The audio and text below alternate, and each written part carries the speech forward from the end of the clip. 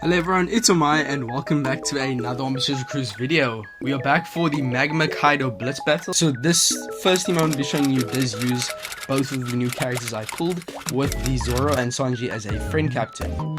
So with how this team works is we use stage 1 and 2 to get our super swap up, as well as get 10 million accumulated damage, so that our orb boost from Roger and Odin special is 10 million damage. You also have to make sure that you get at least one Wanna orb on stage 1 and 2. So just tread lightly on stages 1 and 2, because if you don't have a Wanna orb by stage 3, then you are gonna have to get around it with stall, and it gets very finicky at that point. So make sure you do have at least one orb to get past the barrier. So the barrier on stage 3 can be either a Wanna orb or a super tandem orb, and to get the tandem orb you just swap Zoro and Sanji, so you don't have to worry about that. If you don't have a Wanna orb and the barrier is a tandem orb, you are fine, you are in the clear.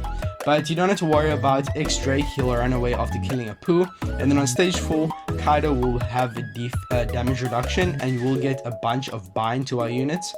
After sockets, that goes down to 2 turns, which we get around with the support of our Corazon on our Law and Robin rare recruit.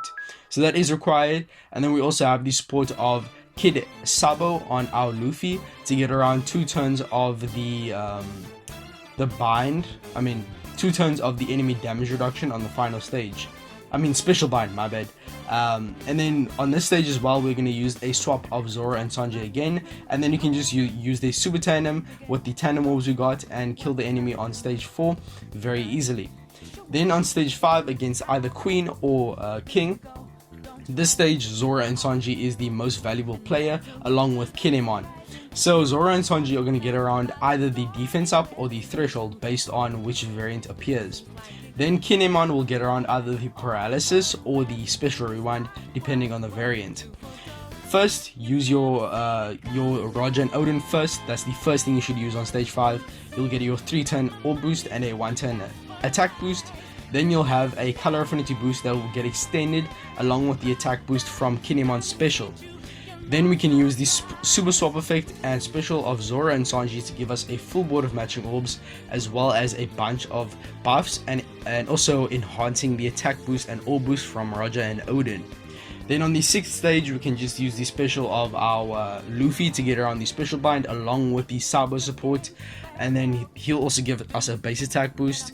Then we can use the Sanji legend to get around the 7 turns of damage reduction, as well as give us a chain boundary effect.